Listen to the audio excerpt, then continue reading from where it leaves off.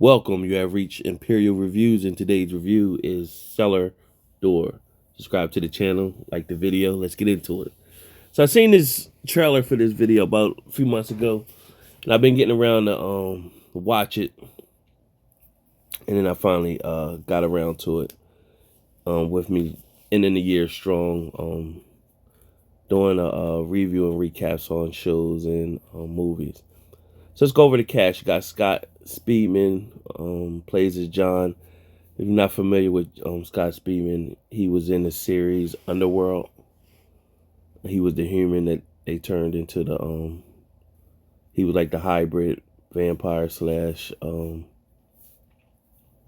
werewolf or lichen. Then you have Jordana Brewster plays as Sarah.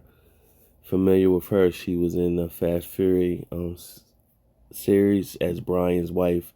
Also, Dominic Toretto's sister. Then you had Addison Tillin plays as Elisa. Lawrence Fishburne plays as Emmett. That's pretty much the main cast. Then you have Randy Sean Skolman plays as Steven, which is the friend to John or co-worker. So this movie, you had Chris Conner plays as Paul McManus. He had like two scenes in the movie. This movie was overall decent. It's not a much watch or rewatchable. It's one of those movies that pretty much you don't have nothing else to watch.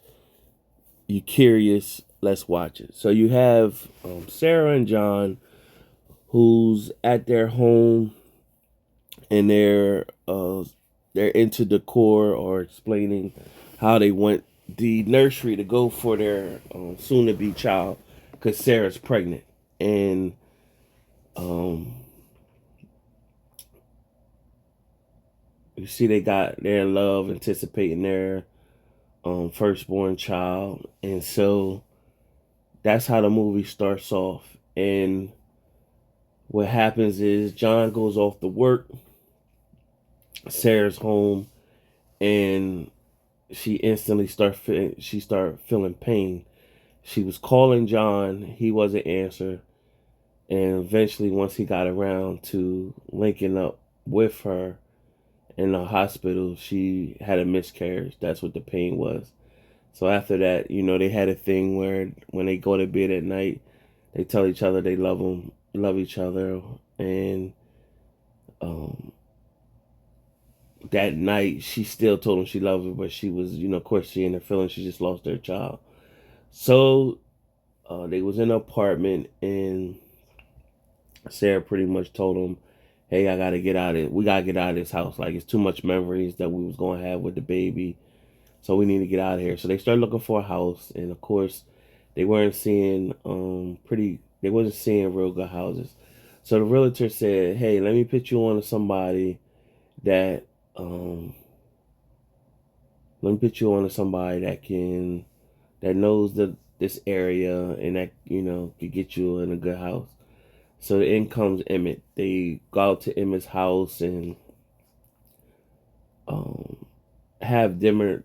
Emmett befriends them, and they drink wine, and they have dinner together. Now, what is um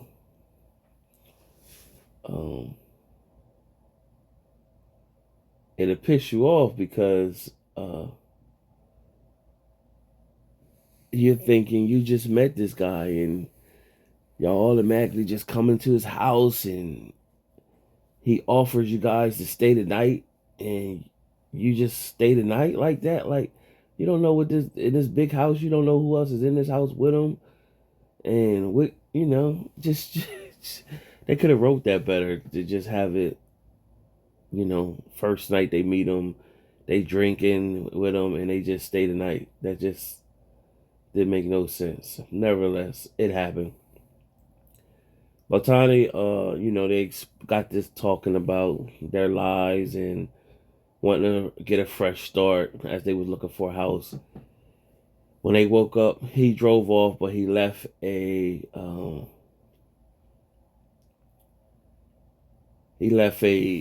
note for them, pretty much telling them he want to gift them the house only on one condition, that they don't open a cellar door under no circumstances. And they agreed to it. John was standoffish, you know, um, like most people would be. Standoffish, like, nah, what are you doing? We just get in a house, and they tell us we can't go into a cellar door. Um, nah, this is off. And then, of course, you have Sarah on the other hand. She's gonna hold for it.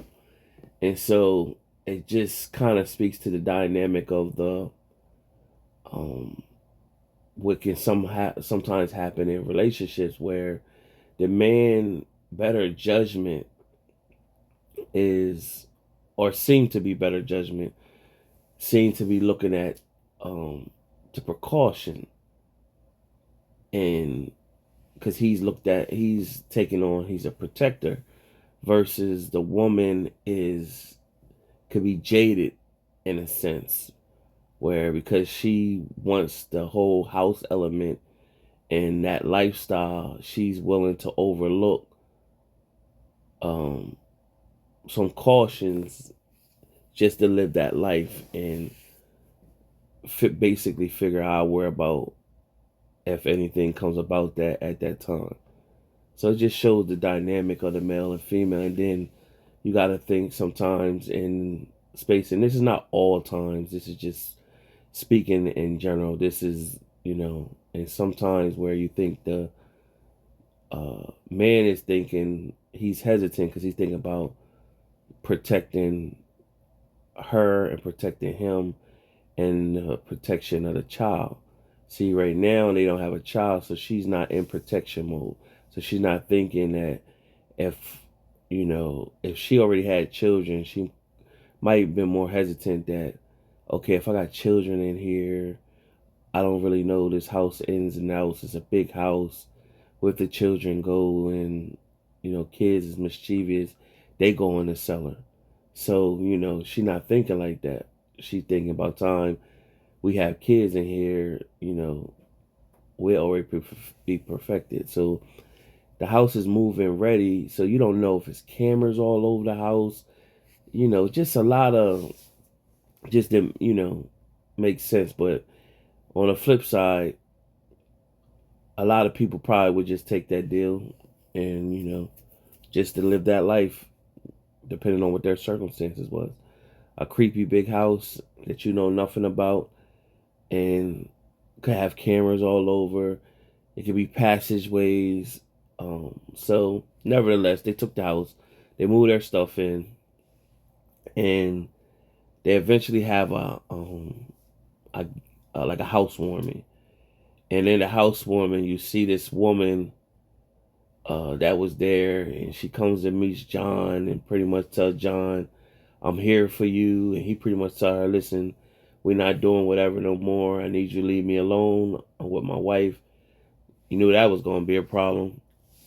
His friend comes in and say, hey man, you need to get out here. So it's a man outside in their yard, and he's pretty much with a gasoline can, and he's been drinking.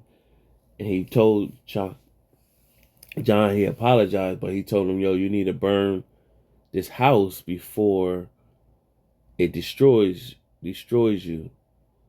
And so John was like, hey man, calm down. So he ended up leaving. So that was like one of the first strikes. Now after this, everything started falling apart. John went to work, people was looking at him. So the girl, Elisa, who he was having an affair with, went to work, said he sexually assaulted her. Now he was going to be suspended while HR did their investigation. So now he's home every day and playing like he's going to work after the wife leaves. And now she decided to get back to work, or whatever. So now while he's home, he's suspended. The wife's at work. She's he's panicking. Well, while he's home one day, he elects to, I need to see what's in the cellar. So he goes and he gets the blueprint of the original blueprint of the house, and basically figures where the cellar is, and he figure I don't gotta go through the door, I go through the house to get to the cellar. Now, while he does that, the man at the place giving him the blueprint pretty much tells him, hey, it's been a lot of people that moved in the house, and their neighbor that seen Sarah pretty much said the same thing. Like, I hope you guys stay. It's been a few different couples. So the man pretty much said, when John mentioned the name Emmett, he was like, Emmett, I haven't heard that name in years. Yeah, Emmett used to stay there with his wife over 25 years ago, and the wife just left and left him out of nowhere. And so that another caution for John. Nevertheless, he goes to in a closet he found and pulled up the floor. He went down in an area where he could actually walk in. And so he drilled a hole, but never got to see what was behind where the hole was, because he heard his wife coming into the home. And so when the wife came into the home, he hurried up and came upstairs.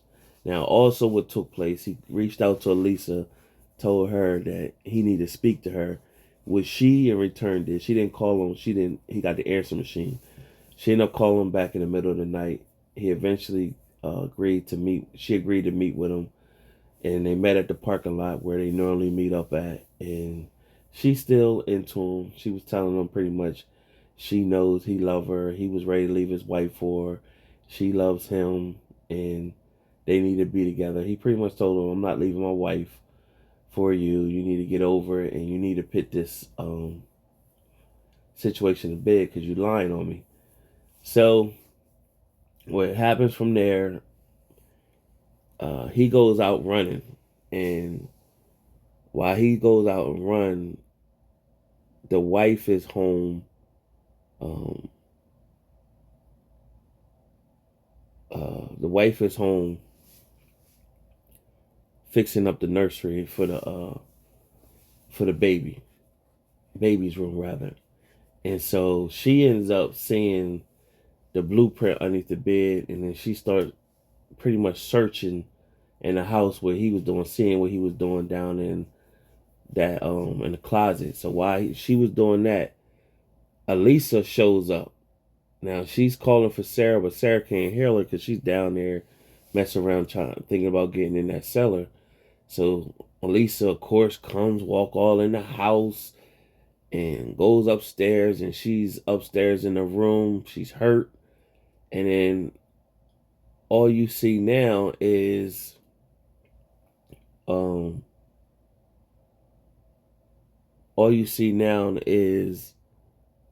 door open, and Sarah comes up and see the door open, and it just shows her shut the door.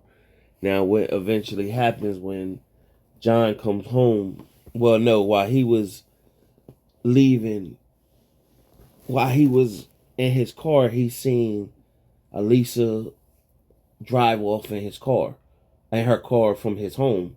So he tries to follow her, but he didn't get her. He ended up getting a phone call from HR saying his case has been cleared. He could come back to work. He came back to work. He was hyped. And then from there, everybody was alarmed at work because now Lisa has went missing and the cops was there. And so she went missing. Her car was found in the woods up near his house. And so that was a set off another alarm to him. So from there,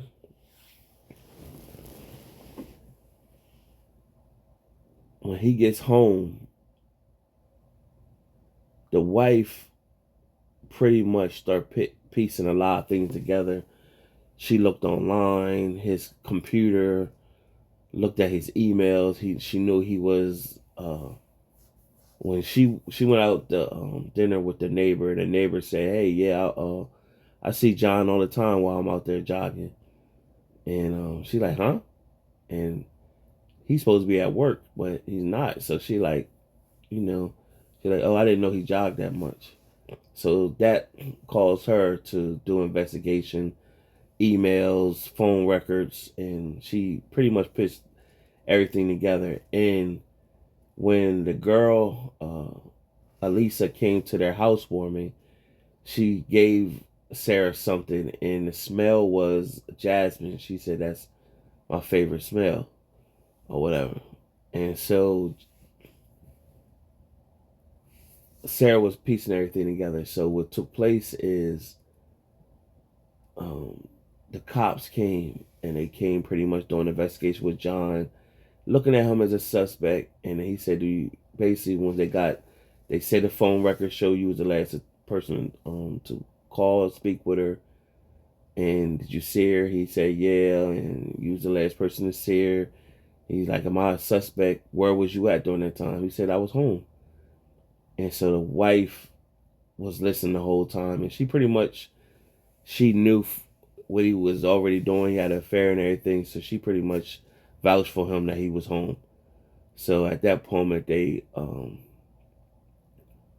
said, "Thank you for your time," and they left. Now he started to lie, and she said, "I already know." So she knew everything, broke everything down, and uh, before that, when they was fixing up the nursery, he took the picture off the wall, and there was a bullet lodged in the wall, and he pretty much said, "I need to call the cops. This is what Emmett did to kill his wife. This ain't normal. We can't live here. I'm going down in the cellar." So what happened was he met up with the man who came and to his housewarming and warned him. He met up with him. He told him pretty much all of your bad stuff is going to come out. And he was steady talking about Emmett. He said it ain't got nothing to do with Emmett. It's just this house, the energy of this house, and make you like basically get exposed, and all your truth and everything had changed with your dynamic with your relationship. And he said, that's the thing. You need to go through with, do what I didn't do. I never opened a cellar. You need to open it. Oh, well, that's your way out. So he was fully motivated to go in there, open a cellar. But you remember, Sarah position has changed. This is like she always wanted to live. So she's gung ho. She like, I never want to go in the cellar. So she telling him don't do it. He's like, no, you need to step back. You need to step back. I'm doing this. So when he turned his back, she clunked him and knocked him out. Of course, with her little strong self, dragged him in the house and set him up on the couch. Now, at first, I thought that she had him tied up, but she didn't. He was sitting there, and she pretty much told him why. He couldn't mess this up for her and the baby, and she told him what really happened, what we didn't see. When she went up and closed the door, we thought Elisa had left, but the door was just swinging open because Elisa had came in and she never shut the door. So when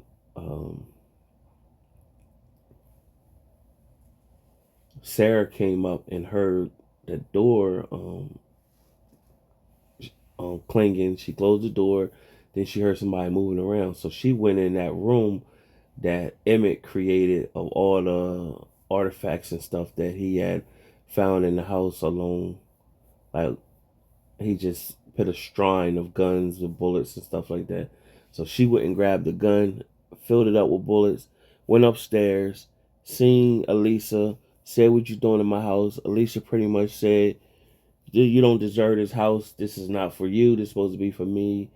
And John, "I'm not going anywhere." And she looked like she wanted to rush Sarah. So Sarah shot her like two, three times. And she started bleeding out and dropped on the floor and said, "Help me." Now, inside of this is the nursery. So it's paint protection all over. So it's like plastic all over. So perfect setup for a murder. So when Elisa was looking for help, Sarah jumped on top of her, strangled her, wrapped her up in the plastic. Now she used the paint tape to tie it up. Now that tape ain't really that strong. So nevertheless, he she tied her up, wrapped the body up in plastic, dragged it downstairs to the opening where John had made for the cellar, took the body down there and dragged it and put it there. So now she telling all this. So she pretty much, John was like, listen, we're gonna get you a lawyer and you know, so you can defend yourself or whatever. So at this point, uh John got up. That's when you knew he wasn't tied up. He got up and Gary walked off. She pulled a gun out on him. And Sarah told him pretty much, I'll frame you and say that you know, you the one that killed Elisa and you was the one having an affair with her and you must have wanted to get rid of the evidence. And then when I found out and everything, you tried to turn on me and then defending myself, I killed you. And pretty much she said you can pretty much die or we could be a happy family with this house and we'll figure things out the same way we always have. So she did a total twist and flip on him. And so of course it faded out and she said it's only one answer, John. And it just pretty much fast forward a few months where she was showing she was having a baby shower and he was sitting there just drinking miserable. And his friend, co-worker was like, hey man, you had a heck of a year, but you pulled through. And there was somebody left a package at the house and it was Emmett and Sarah came over pretty much telling John, hey, you need to smile. She real bossy. And he began to smile. And they said it's a package. They read a letter, and the letter pretty much said, it was Emmett saying, hey, I'm glad you had some, y'all was able to figure things out. I heard y'all had some challenges, but y'all pulled through it, and the house is officially yours. And he said, I'm giving you the key to go down. He said you probably already know what's down there, but he said I'm giving you the key to go down to the cellar. And then the camera just shoots to get you passing through the windows, and then it goes to a picture of to the camera shot of the cellar, and it goes off. So it's decent enough to watch. It's not a must watch, and I think that if it get enough viewership, it'd be interesting to see what a part 2 is, because everybody that watches this, you still don't know, even though it's the spirit of the house that changes the dynamic of your relationship, and you lose your relationship, just like everybody that's been in their house lost their relationship with their mate or whatever. Even on the Emmett, Emmett lost his wife and daughter left or whatever. So he comes and goes. He gives another couple a chance to do it. They leave, they break up, he comes back in, do the same thing, routine. So he got the house was built from like 19 whatever. So I guess if it became a part 2 is going to speak to the history of the house, what happened in that house many years ago. Why is it a spirit of the house to break up relationships and families, and what's really down there in that cellar? So that's the holes that's left that would intrigue you to watch a part 2. So let's just say 2 years from now, if this movie get enough viewership and they say Cellar Door part 2, everybody that watched part 1 will tune into part 2 because it's good enough to watch a part 2. So it's not a must watch, but it's a decent watch. So out of my 4-star rating system, I give this movie a 2 out of 4 stars. Subscribe to the channel, like the video. Till next time.